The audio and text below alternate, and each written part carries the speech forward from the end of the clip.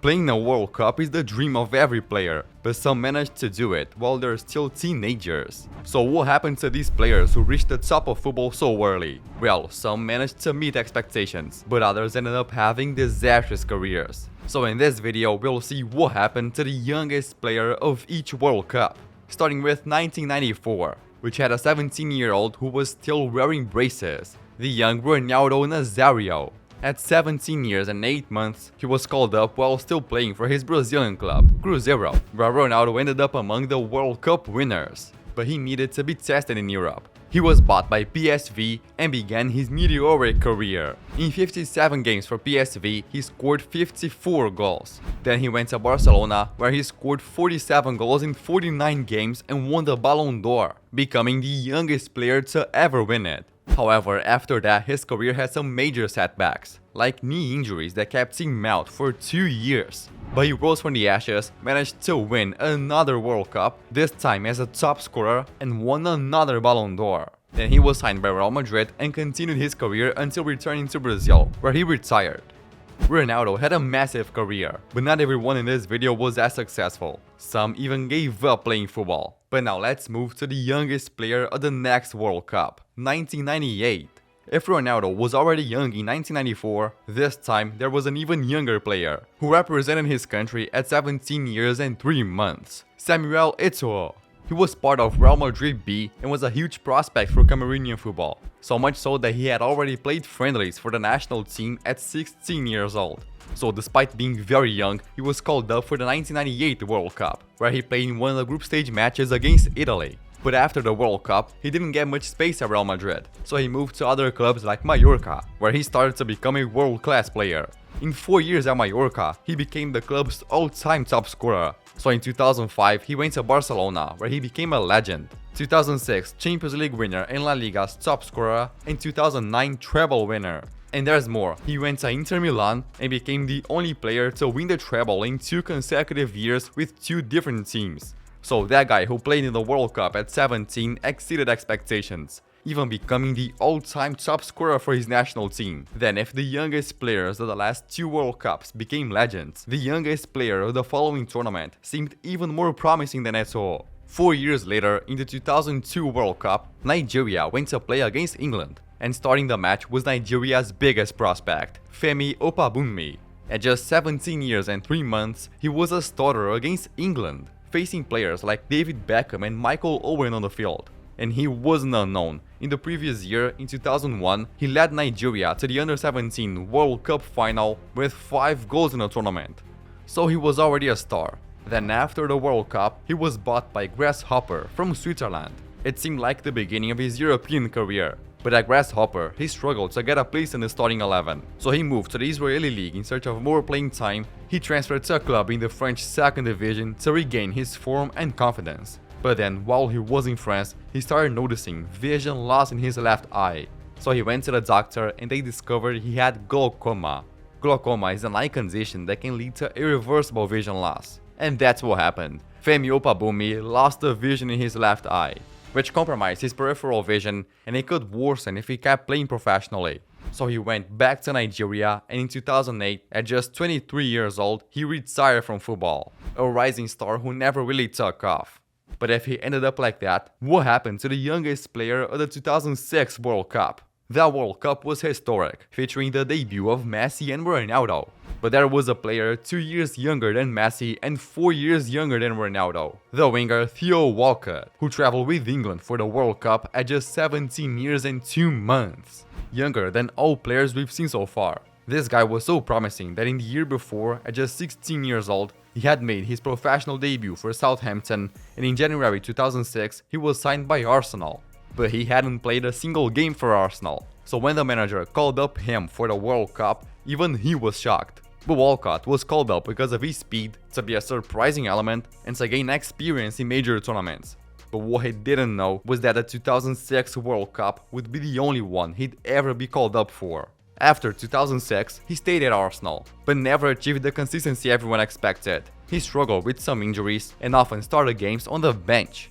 so he wasn't called up for the 2010 World Cup, was injured in 2014, and in 2018, Southgate left him out of the list. Meanwhile, he played in almost 400 matches for Arsenal, until in 2018 he was bought by Everton, returned to his first club in 2021, and in 2023, at 34 years old, he decided to retire from football. He had a long career at Arsenal, but never became the star people expected. Now, earlier in this video, we saw a player who lost his vision, but the youngest player at the next World Cup is someone who almost lost his life. In the Group G of the 2010 World Cup, during the match between the Netherlands and Denmark, a Danish midfielder was subbed off and replaced by him, Christian Eriksen. At just 18 years and 2 months, he played against the Netherlands and also against Japan. Even at such a young age, Eriksen was already a regular starter for Ajax. Then after the World Cup, instead of declining like other players, he just kept growing. He claimed 5 titles with Ajax and in 2013 moved to Tottenham. Then in 2019 he reached a market value of 100 million euros. He even won the Danish Footballer of the Year award 4 times, and in 2021 he was signed by Inter Milan for 27 million euros. Everything was going perfectly, until June 2021, when his career completely changed. During the Euros, he fell to the ground out of nowhere, and everyone was in shock when they find out that he had suffered a cardiac arrest. The medics acted quickly and had to revive him, taking him to the hospital. Thankfully he recovered, but the question was whether he would ever play football again. Because of this, he had to have a device to monitor his heart. But in Italy, people with such devices are prohibited from playing, so he had to terminate his contract with Inter. To restart his career, he signed with Brentford in England, then moved to Man United, and now he's looking for a new club. Meanwhile, for his national team, he became the player with the most appearances in Denmark's history, even playing the 2022 World Cup and Euros 2024.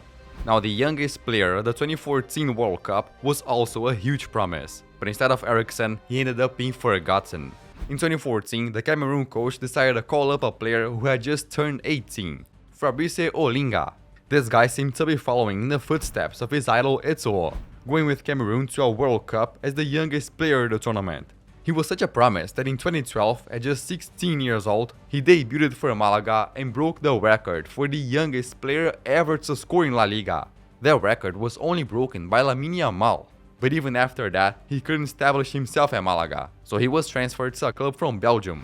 That's when he was called up for the World Cup. Everyone hoped that he would regain confidence, but he couldn't become a starter in Belgium. So he played a bit in Cyprus, but he returned to Belgium. Then in 2021, he decided to change leagues, moving to Rio Ave in Portugal. But he played very few matches for Rio Ave, had his contract terminated, and ended up spending over a year without playing. Until 2023, he was signed by a team in Romania, but by mid-2024, he was clubless again. Today, at 29 years old, Fabrice Olinga never played another World Cup and didn't even surpass 200 matches as a professional player. Now, if the youngest player in 2014 never managed to take off, the 2018 World Cup had none other than Mbappe, at 19 years, 5 months and 27 days. But he wasn't the youngest player in that World Cup. In the first group stage match, France defeated Australia, and when the Australians were losing by 2-1, the coach brought on the forward Daniel Larzani, who was 19 years, 5 months and 12 days old, just 2 weeks younger than Mbappe. But unlike Mbappe, he had a much different career. He played as a winger for Melbourne City. Then after playing every possible match in the World Cup, he was bought by Man City. His career took a huge leap. Then, to gain experience, he was loaned to Celtic. But just 4 months after the World Cup, he suffered a serious knee injury, keeping him out for a year and a half. This shook his confidence, so when he returned, he started bouncing between clubs. Utrecht in the Netherlands, Lommel in Belgium, until his contract with City ended and he decided to start over, returning to play in Australian football. Now at 26 years old, he has finally returned to Europe, signed by Ferencváros. So far, he has only managed to score 15 goals as a professional player. But if Arzani played for Australia, the next player broke the record as the youngest in Germany's history. In the group stage of the 2022 World Cup, Germany faced Japan, where in the final minute, a player who had just turned 18 came on in, Youssoufa Moukoko. At just 18 years and 3 days, he stepped onto the field in the World Cup. And he was such a talent that throughout his life, he always played with people older than him. At 13 years old, he was already playing for Germany's under-16 team. And at 17, he was already among the under-21s. So he also started playing for Borussia Dortmund very early, becoming the first teenager to reach 10 goals in the Bundesliga. So at 18 years old, he was called up by Hansi Flick. But after the World Cup, he started struggling to find his place, and he also suffered an ankle injury. This began to shake his confidence. So in the 2023-24 season, he started spending a lot of time on the bench and couldn't score goals as he had before. Then in mid-2024, he moved to Nice in France, but he continued to struggle in being a regular starter. After his appearance in the World Cup, he was never called up to the German national team again. Now he was signed by Copenhagen, trying to find his game. But what did you think of this video? If you enjoyed it, I think you're gonna like this one too. So thanks for watching and bye!